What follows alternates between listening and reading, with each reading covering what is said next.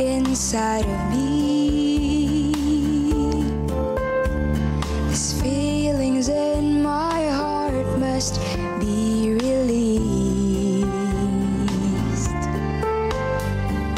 I feel so alive, I just can't help but see about the one who makes my heart beat.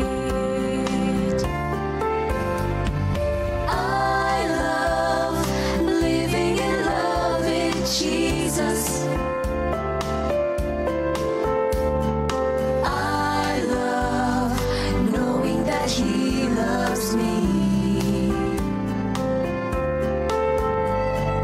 He makes the sun shine in my heart when the way is dim. Oh, how I love living in love with Him.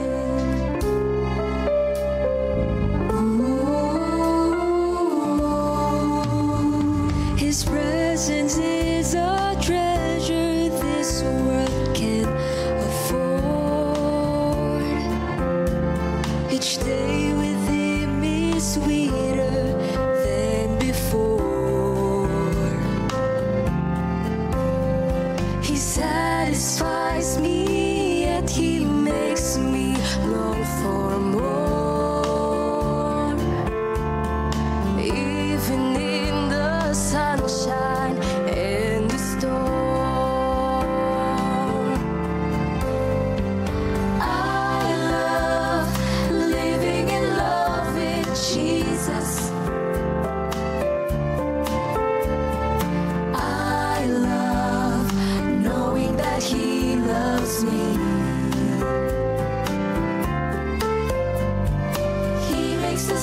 sunshine in my heart when the way is dim.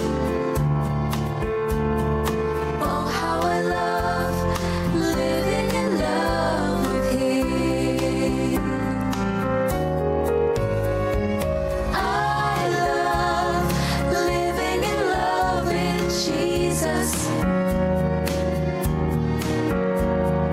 I love knowing that He loves me. He makes the sun shine in my heart when the way is dim. Oh, how I love living in love with Him. He makes the sun shine in my heart when the way is dim. Oh, how I love living in love. Oh, how I love living in love. Oh, how I love living in love with Him.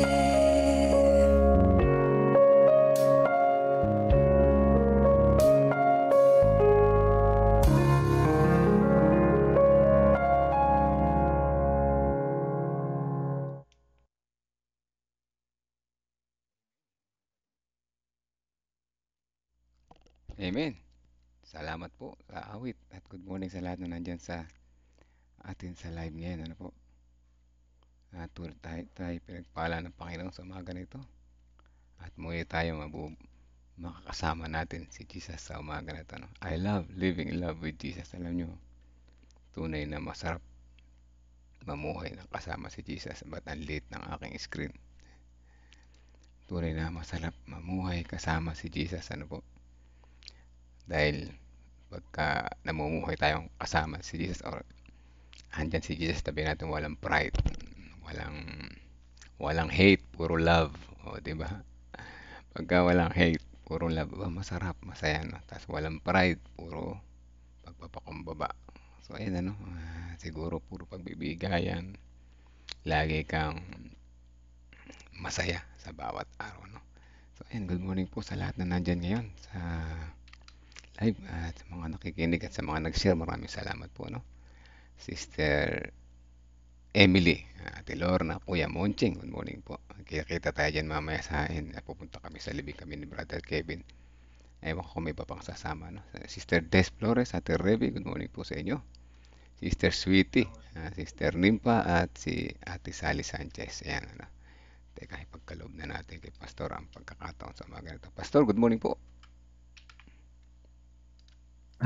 Labo ng mukha ko doon. Good morning po, Colonel. Sige po, ayusin lang sandali ni Pastor yung kanyang camera. Ayusin ko din yung aking screen dahil hindi naka-full screen, ano?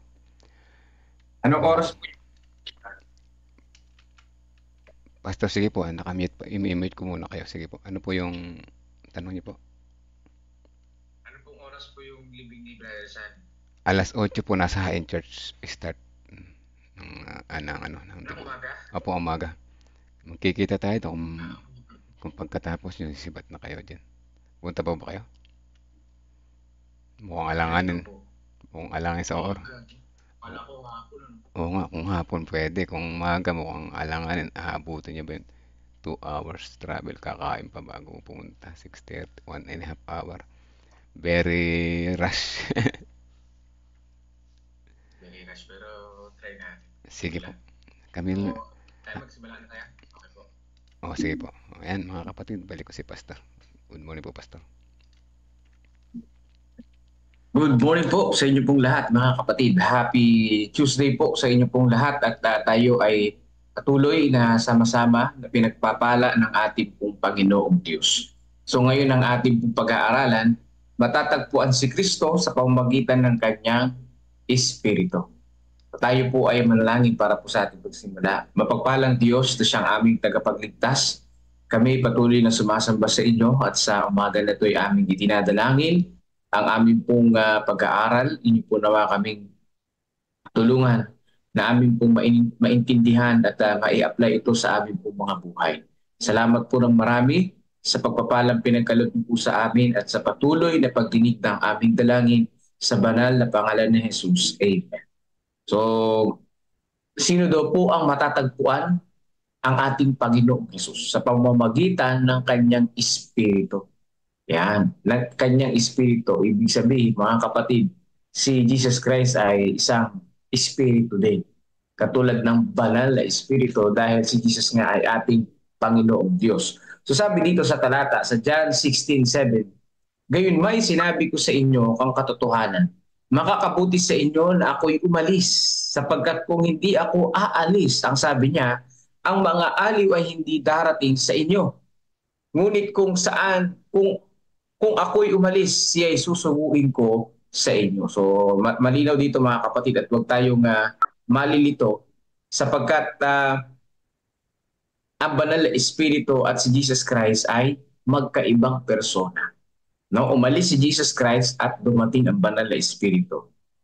Sabi po dito, umalis man si Jesus, pero sumasa atin ang banal na Espiritu, gumagabay sa bawat isa sa atin. So sabi po dito sa mga makalangit na dako, sinabi ni Kristo, makakabuti sa inyo na ako'y umalis. Walang sino man kung gayon ang magkakaroon ng kalamangan dahil sa kanyang lokasyon o personal na pakikipag-ugnayan kay Kristo. Matatagpuan si Kristo sa lahat sa espiritual at sa ganito'y mas magiging malapit siya sa ating lahat na para bagang hindi siya umakyat sa langit. So dito po mga kapatid, no, sa espiritual na pamumuhay, mas malapit siya sa atin. Dahil laging nakaagapay sa bawat isa sa atin ang ating Panginoong Jesucristo. So dito, nakuha ko yung isang punto sa ating devotional na walang nakakalamang sa atin. Walang nakakaalamang. Ibig sabihin wala tayong maipagmamayabang, mga kapatid, sa bawat isa. Pantay-pantay tayo sa ating Panginoong Jesus. No? May mga posisyon, lalo na sa mission, may tinatawag na president, si Pastor Estabilio, pero hindi siya nakakalamang spiritually sa bawat isa sa atin. Dahil tayo ay pantay-pantay sa ating Panginoon. Yun lang posisyon dito sa lupa. Pero yung spiritual na pamumuhay, lahat pala tayo ay pantay-pantay dito, mga kapatid. So dapat tayo lahat ay lumapit ng mahusay sa ating tagapagligtas. Ngayon ay maaaring mabiyayaan ng lahat ng magkakapantay sa pamamagitan ng pagtingin sa Kanya at pagsasalamin ng Kanyang karakter. Yan. Sa madaling sabi, kung lahat ay pantay-pantay sa espiritual na pamumuhay, mga kapatid, lahat tayo ay mayroong posibilidad na ma-reflect natin yung karakter ng ating Panginoong Jesus. So hindi po pwede natin idahilan na, pastor kasi siya. Ano kasi siya? Elder kasi siya. Presidente kasi siya, kaya yung karakter ng Panginoon ay nagagawa niya. Ako kasi ordinary member lang eh. Hindi po natin maidadahilan yun. Bakit? Dahil pare-pareho tayo sa spiritual na pamumuhay. No? Po pwede nating magawa, ma-reflect yung karakter ng Panginoon.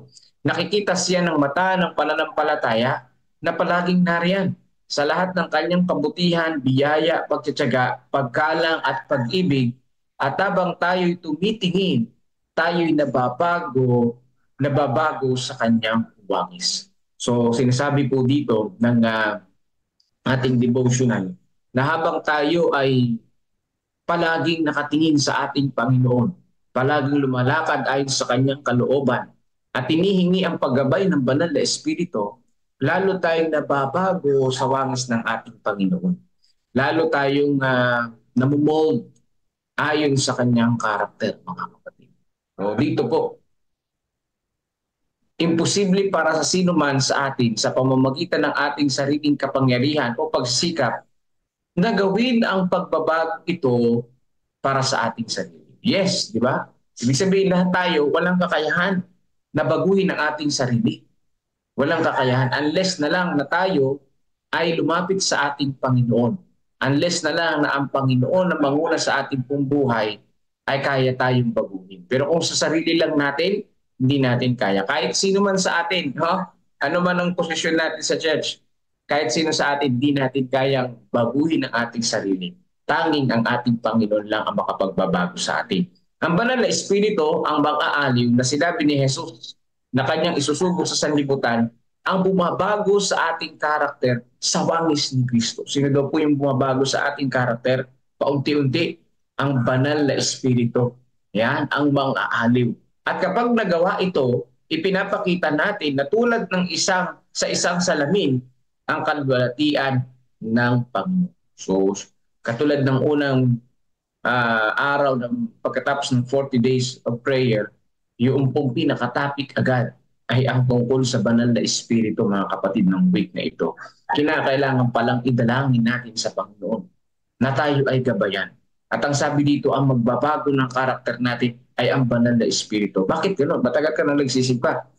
Matagal ka na nag-worship sa Panginoon. Bakit hindi pa rin nababago yung karakter mo? Baka hindi mo idinadalangin yan sa Panginoon. Baka hindi natin yan idinadalangin sa Panginoon. Ang lagi lang natin idadalangin ay, Panginoon, sapatan niyo po kami sa aming pangangailangan. Kaya nung gusto ko ng ganito, gusto ko ng ganyan. Okay din naman yung ganong kahilingan. Pero isa sa magandang kahilingan at pinaka-the best na kahilingan, mga kapatid, sa Panginoon, ang gabayan tayo ng banal na espiritu, lalo na sa pagdesisyon sa espiritual, lalo na sa pagdesisyon sa church, lalo na sa pananalita natin kung tungkol ito sa ating Panginoong Diyos. Dahil ang nagbabago sa atin ay ang Panginoong Diyos mismo, ang banal na espiritu. Ibig sabihin, ang sabi dito, ang karakter niyang tumitingin kay Kristo ay katulad ng sa Kanya na ano pat ang isang tumitingin sa Kanya ay nakikita ang sariling karakter ni Kristo na nagniningning na parang nagmumula sa salamin. So yung pong karakter na maipuproduce natin, mga kapatid, ay talagang katulad sa ating Panginoon. Kapag tayo ay patuloy na nakatingin sa Panginoong Jesus, nakadepende sa Kanya. Ayan, hindi natin nalalaman, tayo nababago araw-araw. Mula sa ating mga gawi at kalooban, tungo sa mga gawi at kalooban ni Kristo. Tungo sa kagandahan ng Kanyang karakter. Sa ganito tayo'y lumalago tungo kay Kristo. At hindi natin nababatid na sinasalamin natin ang Kanyang larawan. Yan. So ibig sabihin, mga kapatid, hindi natin mamamalayan, hindi natin mapapansin, malapit na pala tayo sa Panginoon. Basta araw-araw pala tayong nananalangin, nagabay tayo ng banal na espiritu, hindi natin namamalayan, nababago na pala tayo unti-unti. Pero kapag tayo ay lumayo sa Panginoon, no, unti-unti pala tayong napapalayo sa Kanya. Meron ako na-interview kagabi, isang dating mananampalataya, 1980s pa, na napinyagan. Sabi niya ay unti-unti ako napalayo sa Panginoon. Ako ini-invite lang ng mga konsyel ng dating kapitan noon mag-shot. Hanggang sa yung pa isa-isang shot, dumami. Dumami na yung paglango ng alak. Bawat araw yun, pa isa-isang shot lang. Isa lang naman, nasa isip na isa lang naman. Hanggang sa hindi na niya namalayan, malayo na pala sa Panginoon. Para nakakaya na po na bumalik sa Panginoon. Sabi ko, hindi nakakaya. Hinihintay tayo ng Panginoon. Yun ang pinaka-the best, mga kapatid. Araw-araw, hindi natin mapapansin. Either na mapalayo tayo sa Diyos o mapalapit sa Kanya. O kaya, nakastay lang tayo kung saan tayo naroon. Nawa mag-move forward tayo papunta sa ating tagapagligtas. Dahil yan ang pinakamahalaga, mga kapatid. Sabi dito, hindi na pinanatili ni Enoch, itong halimbawa si Enoch, na laging nasa harapan ng ating Panginoong Diyos. Ano po ang nangyari? Lumakad siya kasama ng Diyos. Ginawa niyang palaging kasama si Kristo. So si Enoch, mga kapatid, yung sekreto niya, bakit siya ay kinuha ng Panginoon papunta sa langit. No, bakit kaya sa Old Testament may ganyang example? Para tayong mga nasa New Testament na nabubuhay. Pag nabasa natin ito, magbigay inspirasyon na tunay yung pong pangako ng Panginoon, nadadali niya sa langit yung mga lumalakad kasama ang ating Panginoon. Bagamat makasalanan, siyempre sa panahon niya makasalanan. Si Enoch ay makasalanan kasi sabi ng Panginoon, Diyos sa Romans 3, lahat ay nagkasala. Kahit si Enoch nagkasala yan. Pero ang pinakasikreto niya, lumakad siyang kasama ng ating Panginoon Diyos. Sinikap niya na laging nasa harapan niya ang ating Panginoon. So talagang grabe, no? Grabe yung paglakad ni Enoch. Nawa, ganun din ang mangyari sa atin. Kaya lang kuminsan, iba yung nasa harap natin. Kuminsan ayaw nating lumapit sa Panginoon Diyos. Yun ang pinaka masakit dyan at hindi natin maintindihan. Pero nais ng Panginoong Diyos, mga kapatid, na tayo ay lumakad kasama ng ating tagapagligtas palagi, araw-araw. Maging katulad ni Enoch. Yan. At eventually maging kagaya ng karakter ng ating Panginoong Yesus. Siya ay nasa sanlibutan at ginagampanan ang mga tungkulin sa sanlibutan. Ayan si Enoch. Ngunit lagi siyang nasa ilalim ng impluensya ni Jesus. So katulad din natin si Enoch. O again, hindi nakakalamang si Enoch sa atin. Yung, kung paano yung panahon niya, ganun din yung panahon natin ngayon. Hindi lang high-tech sa kanya, pero halos ganun din naman ang panahon niya. No? Hindi lang high-tech kapareho natin, pero matindi rin ang labanan sa sanlibutan noon sa panahon niya. No? Katulad din sa panahon din natin. Ganun lang, same lang din. Hindi, walang nakakaangat sa atin. Ang naging sekreto lang niya, lagi lang siyang nasa impluensya ng ating Panginoong Yesus. Yun ang pinaka-the best. No? Nasa impluensya siya ng ating Panginoong Diyos. Palagi niyang kasama ang ating tagapagligtas. Kung tutuusin nga, kung lamangan lang ang pag-uusapan sa pagkatinignan natin sa kaalaman, mas lamang tayo sa kaalaman kay Enoch eh. Sapagkat yung Old Testament dun, hindi pa naman halos nabubuo lahat. Hindi pa naman nabubuo yung banal na kasulatan nun, wala pa. Sa kaalaman, mas marami tayong alam kay Enoch. Dahil nandiyan na yung Old and New Testament. Yun lang, sa kanila lang sa panahon na yun, ang tinig ng Panginoon naririnig nila nung panahon na yun. Pero ngayon tayo, silent ang Panginoong Diyos. Nasa Biblia yung mga sinabi. Pero sa kanila talagang live na napakapakinggan nila. Kasi nga wala naman silang Bible doon. Ano bang magiging guide nila? Tayo, meron tayong Bible. Yun ang magiging guide natin. So ang pinaka-the best dito, mga kapatid, iisa lang yung sekreto. Isa lang yung talagang ginawa ni Enoch. Siya ay nasa ilalim ng impluensya ng ating tagapagligtas. Sinalamin niya ang karakter ni Kristo na ipinapakita ang katulad na katangian sa kabutihan, kaawaan, matimias na pagmamahal, pakikiramay, pagtitiyaga, kaamuan, pagpapakumbaba at pag-ibig. Yan ang kanyang katangian na nakuha sa ating Panginoon. At number 1 dyan yung pagpapakumbaba. Kung hindi kayo magkasundo-sundo sa pamilya, kung hindi kayo nagkakasundo-sundo sa barangay, sa church o sa office, sa mga trabaho, isa lang ang problema, walang pagpapakumbaba sa inyo, sa kalagitnaan nyo. Bakit hindi kayo magkasundo? Yan yun. Pag walang pagpapakumbaba, walang pagmamahal. Walang pakikiramay, walang kaamuan, walang pag-ibig. Yan po yung mga kapatid, no? Pag walang pagpapakumbaba. So, kinakailangan na yung karakter ng Panginoon na pagpapakumbaba ay nasa atin. Kasi kung ma-pride lahat, ay talagang hindi magkakasundo, magkakagera talaga, mag-aaway talaga kapag merong pride, merong pagyayabangan. Ganun talaga ang mangyari. Binago siya ng araw-araw na pakikisama kay Kristo sa larawan niya na napakalapit ng kanyang pagkakaugnay. Araw-araw siya'y lumalago palayo sa kanyang sariling daan, tungo sa daan ni Kristo, ang makalangit at banal na kanyang pag-iisip at damdamin. Yan ang pinaka-ginawa ni Enoch. Araw-araw lumalayo siya sa daan ng kanyang sarili at dumadaan siya sa daan ng ating Panginoon. Sa madaling sabi, yung kalooban ng Panginoon, ang araw-araw niyang binabanggit, ang araw-araw niyang kinukuha at hindi yung sarili niyang kalooban. Masaya siya sa kanyang buhay dahil yung buhay niya, alam niya na ito'y kalooban ng Panginoon Diyos.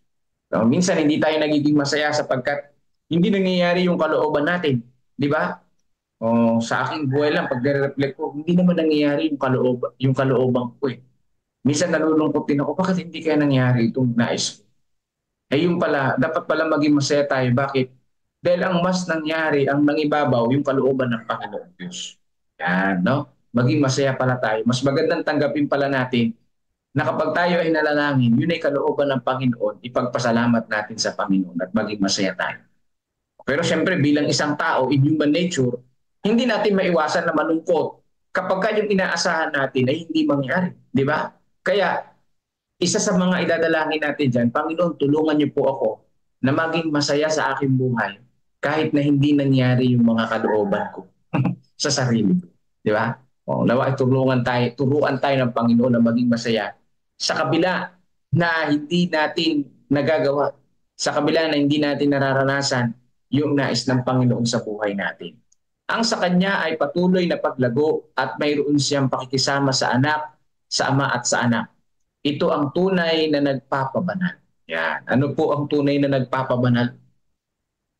Yung tunay na nagpapabanal, mga kapatid, ay yung patuloy na lumalapit sa Panginoon. Yung patuloy na may komunikasyon sa ating tagapagligtas bawat araw. Yan po ang tunay na nagpapabanal. Hindi yung sarili nating mga gawa. Hindi yung sisikapin mo na magmamayabang ka kapag nandun ka na sa langit. Lord, nandito na ako sa langit. Buti na lang ay ginawa ko lahat ng mga utos sa Biblia. Buti na lang ay naging mabuting tao ako. Hindi ganun, mga kapatid. Nagmayabang ka na sa Panginoon nun eh. Salamat sa Panginoon na ako'y nakakonect. Kayo po ay kumonekta sa akin. Salamat, Panginoon. Ako'y ginabayan niyo bawat araw sa pamamagitan ng banal na Espiritu. Si Jesus ang nagpapabanal sa ating mga kapatid. Hindi yung sarili nating effort. No? Ang ating tagapagligtas ang nagpapabanal sa atin. Tatandaan natin yan. Sabi sa 16:7, yan, itong talata natin, bilang pagtatapos. No? Sinasabi niya ng katotohanan, makakabuti sa inyo na ako'y umalis. Bakit kaya makabuti na umalis ang ating Panginoon? Kasi kung hindi siya aalis, ang sabi dito, ang mga aliw ay hindi darating. Ngunit kung ako'y umalis, susubuin ko sa inyo. So ibig sabihin, kung hindi aalis si Jesus, hindi darating ang banal na Espiritu gagabay sa bawat isa sa atin.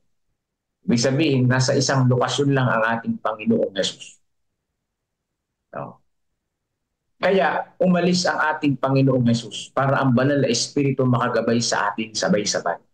Yun po yun. Kasi nga si Jesus Christ ay nasa human form, di ba? Ang banal na Espiritu ay nasa spirit form na pwede tayong gabayan anytime at present siya sa lahat sa atin. Yan po yun ang ibig sabihin ng ating Panginoong Jesus. Dahil yung pagkakatawang tao ni Jesus Christ, limitado lang siya sa isang lokasyon. Bagamat siya ay ating Panginoong Diyos, limitado lamang siya sapagkat siya ay nagkatawang tao. Unlike sa banal na Espiritu, third person of the Godhead, no? Gagabay siya sa lahat sa atin ng sabay-sabay. Dahil siya ay ating Panginoong Diyos.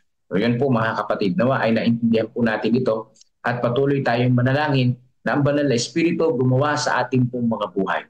Kapag ang banal na Espiritu ang gumawa sa ating pong buhay, idadirect niya tayo sa tamang landas, sa pangangaral, tuturuan niya tayo kung ano ang dapat gawin. So patuloy tayong manalangin mga kapatid at patuloy natin isama sa panalangin ang mga Bible interest natin, ang mga interest natin, ang mga kaibigan natin na patuloy na nakikinig sa salita ng Panginoon dito po sa Kamiing Narbacan at dyan po sa Kalipahan, Talavera. Isama natin sila patuloy at yun din po ang mga kapatid natin na naglilingkod gabi-gabi. No? Patuloy na ang mga kapatid ay hindi magkasakit. Bagamat medyo gabi na nakaka-uwi. No? Salamat po sa sakripisyo ng mga kapatiran din. At ngayon din po, isama natin sa panalangin na may mga karamdaman. Sila Brother Alpindo, nagpapagaling si Tatay Pakled, si Sister Ana Rosbel, Hermino, patuloy natin siya idalangin. At yun din po ang iba natin mga kapatid na may karamdaman. Ngayon din po ang Santillan family. Yan, libing ni Brother Sunny mamaya. Isama natin patuloy sa panalangin na ang kanyang buong pamilya, yung pinaka-purpose na nais ni Brother Sunny na nabubuhay siya ay ang kanyang pamilya ay kumilala sa ating Panginoong Diyos. Lumapit sa ating Panginoon. Patuloy natin isama sa panalangin ng Santillan family. So, ganun din ang ating pong Central Luzon Provinces Mission, ang mga bagong opisyalis at ang ating pong Presidente ay patuloy natin isama sa panalangin ang kalooban ng Panginoong Diyos ang mangyari, ang mga activities na magawa ayon sa kalooban ng Panginoon niya. So, God bless po sa inyo pong lahat at ibigay na natin ang pagkakataon kay Brother Melvin Binasano.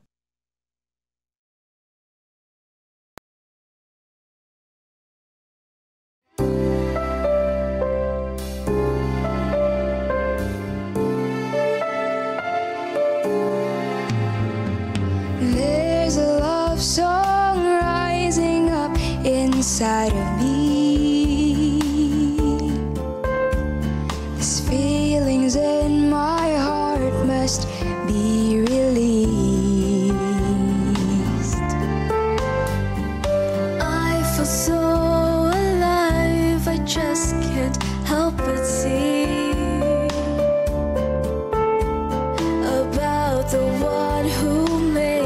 makes my heart beat. I love living in love with Jesus. I love knowing that He loves me. He makes the sun shine in my heart when the way is dim. Oh, how I love living in love with Him. Ooh, His presence is a treasure this world can afford. Each day with Him is sweeter than before. He satisfies me, yet He makes me long for more. Even in the sunshine and the storm, I love living in love with Jesus. I love knowing that He loves me. He makes the sun shine in my heart when the way is dim. Oh, how I love living in love with Him. I love living in love with Jesus. I love knowing that He loves me. He makes the sun shine in my heart when the way is dim. Oh, how I love living in love with Him.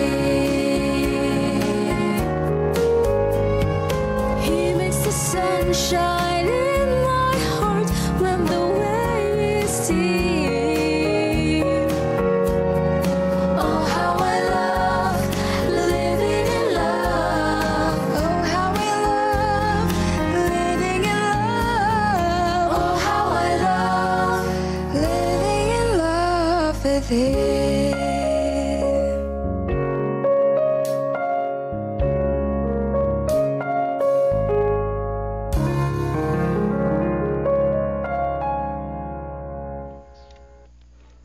Amen. Salamat po. Salamat po sa magandang awit. Binalik ko yung awit kaya maganda, no? Maganda yung I love living in love with Jesus. Ano po? At patuloy tayo pinagpala ng Panginoon. Teka muna, ba't napunta dyan? Sandali lang.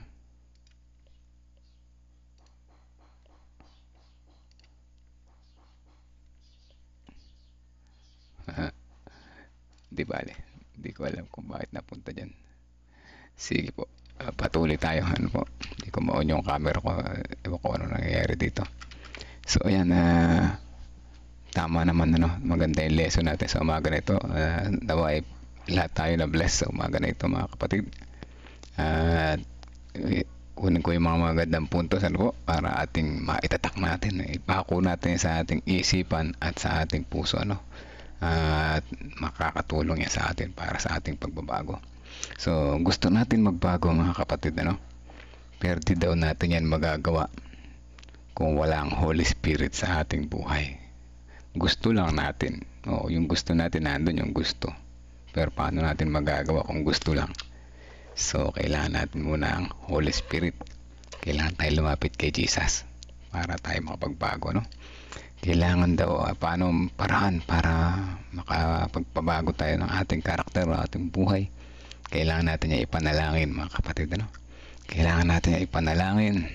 At tapos kailangan din natin i-action, hindi puro panalangin lang, walang action, ano? At siyempre, kailangan natin connection. Kanino? Kay pinakamataas ba?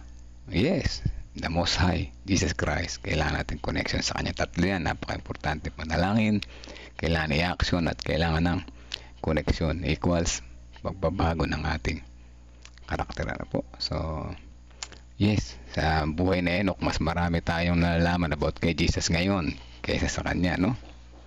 Pero may kalamangan naman tayo. Ang lamang sa atin ni Enoch, ano niyo po, ano? Hindi porket wala siyang masyadong kaalaman tungkol kay Jesus. Pero yung kanyang lamang ay yung willingness. Ayan. Yung willingness niya na sumunod kay Jesus. Yan ang lamang niya sa atin. At yan ang kailangan natin ngayon, mga kapatid, ano? Kailangan natin yan. Kailangan natin yan. At para sa ating patuloy na paglago, kailangan natin yan.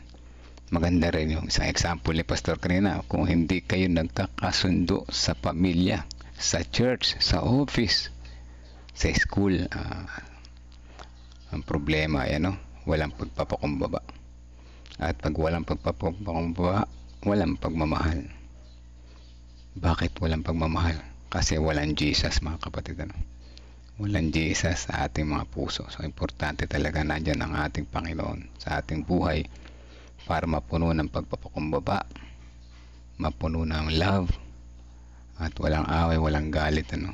Walang pride, walang hate, puro love lang, ano? Hindi ako exempted dito, mga kapatid, ano? Magkaman ako rin ay nakakaranas ng ganito sa aking buhay, ano? Wala namang pamilyang perfect, ano? Pero pwede tayo magbago at may panahon pa. May panahon pa para magbago. Habang may buhay, may pag-asa, mga kapatid, ano? Simulan tayo magpatawaran, simula tayo magmahalan, simula tayo magpakumbaba. Isama natin si Jesus sa ating buhay, ano? Praise the Lord, mga kapatid. Napakagandang lesson sa umaga na ito. Nawa lahat kayo na bless sa magandang lesson na ito. At nawa matutunan natin at sa buhay natin ang ating natutunan. Number 1 keyword for today, pagpakumbaba, para magbago tayo. Ayan ang Holy Spirit handang gumabay sa atin, ano po. Sama natin sa panalangin si Ate Sally Sanchez. May lagnat, pananakit ng katawan. Ate Sally Sanchez, pagka 2 days na hindi nawawala ang lagnat, magpa-lab test na po. Importante na magpa-lab test na, baka may something wrong na, ano po. So wag na pang patagalin para mas maagapan, ano po. Para mas maagapan. Pasalamat po sa birthday ng aming apo, si Ashiro Aiden, 1-year-old. Sige po, ano. Hindi na natin siya maawitan. Hindi ko na i-set up yung awit kasi nasa kabila yun. Anyway, isasama natin sa panalangin ng apo ni Kuya Narsing, ano. Si Ashiro Aiden, 1 taon. Ayan, ano. Teka, tayo manalangin, mga kapatid.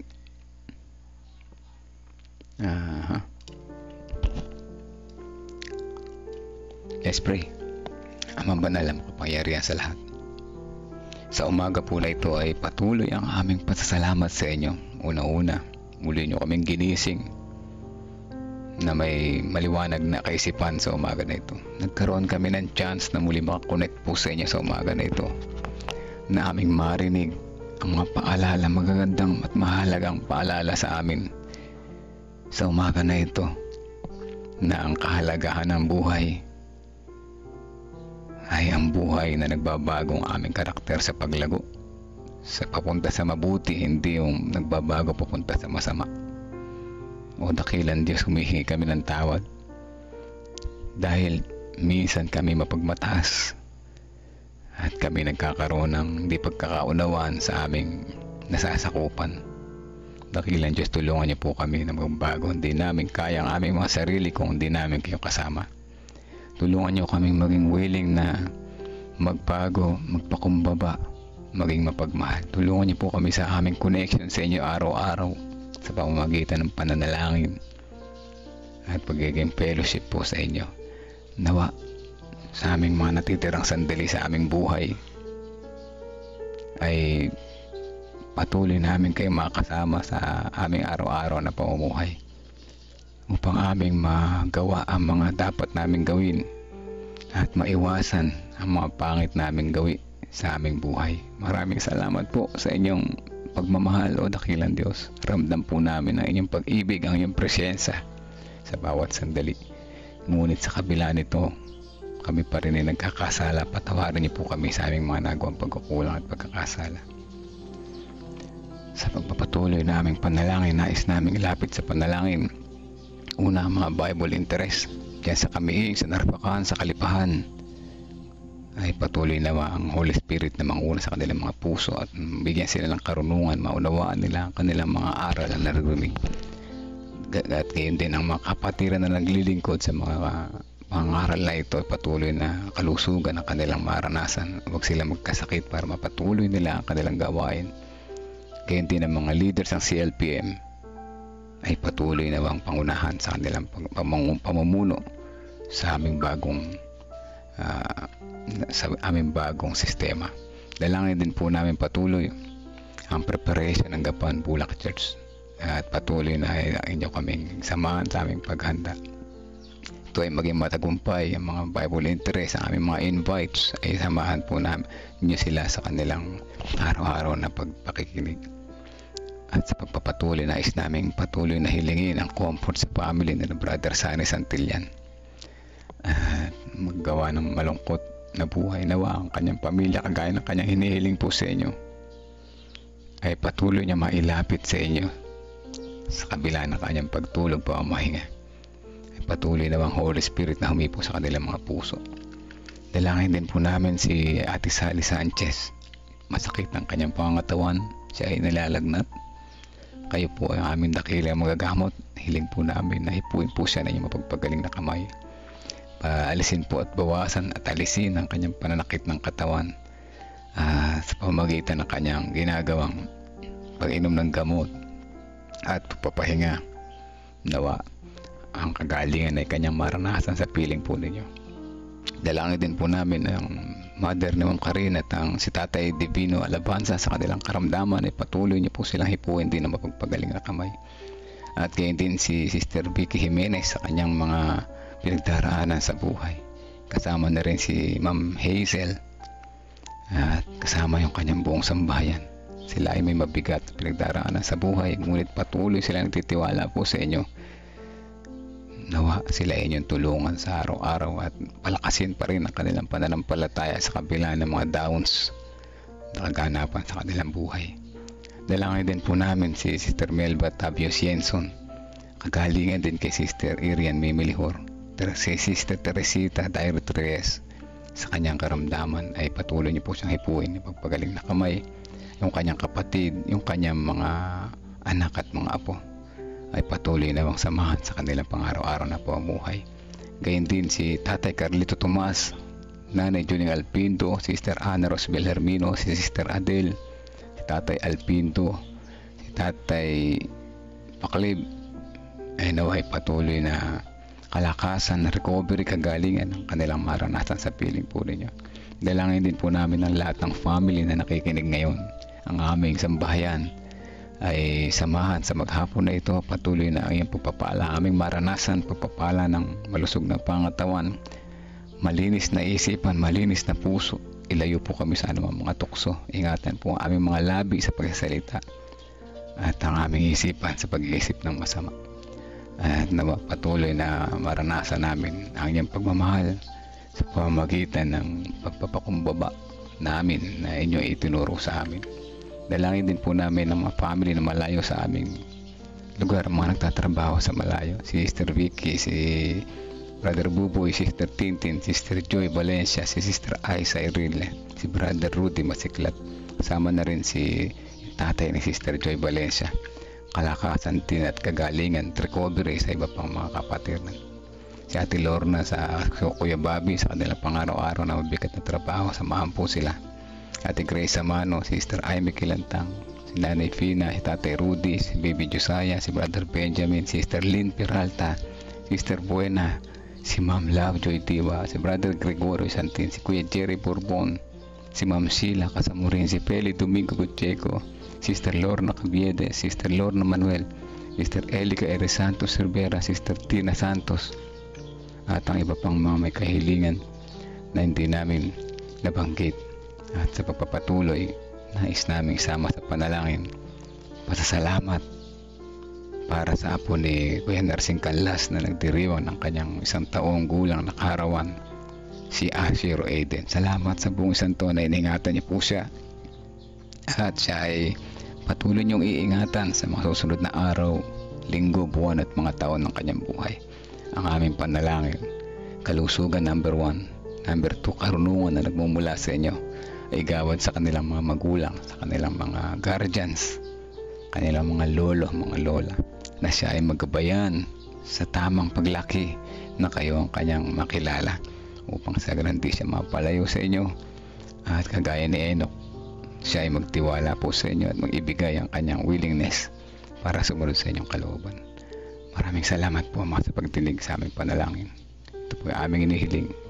Pagkaloob nawa sa amin, hindi aming gusto, sapagkat sa inyong nais. At sa pangalan namin, Panginoong Hesus na tagapagligtas. Amen. Amen.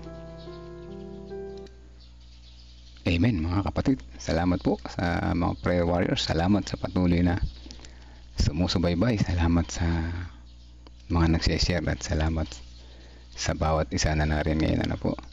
At ayan. At yan, good morning sa mga hindi ko nabati kanina, sa mga nasa background. Good morning din po sa inyo. At salamat sa mga patuloy na nagtitiwala sa Panginoon. Patuloy lamang tayo, at alam natin na ang pagbabago ay hindi mabilis, hindi instant, pero tayo ay may Jesus kasama natin. Sigurado sa Holy Spirit na ating kasama. Connect lang tayo ng connect sa Kanya sa bawat sandali, sa devotional. Ayan, tunay na magtatagumpay din tayo. Ayan, welcome natin si Ivy. Gramonte. Baligtad, Ayan, sige, Sister Ivy, welcome po. Good morning. Sister Angelita Balili, good morning din po sa inyo. Nanay Nerissa, good morning po. Sister Elizabeth Erese, good morning din po. Ate Sally Sanchez, Kuya Narsing, Sister Teresita, yung iba nabati ko na kanina, karamihan, sige, magandang umaga po sa ating lahat. Sila Sister Janet Katmaytan, ayan, good morning. Ate Mitch, good morning po sa inyo. Sa lahat ng mga nandyan sa background, isang mapagpalang umaga. Remember, mga kapatid, love lang, walang hate, para tayo maging masaya. Pagka may hate, mabigat yan, mabigat. Mabigat ang hate sa puso, mabigat ang hate sa buhay. Bitawan ang mabigat sa buhay para magaan ang ating paglakad. Paglakad kasama si Kristo. Magandang umaga po sa atin lahat. Hanggang bukas po muli.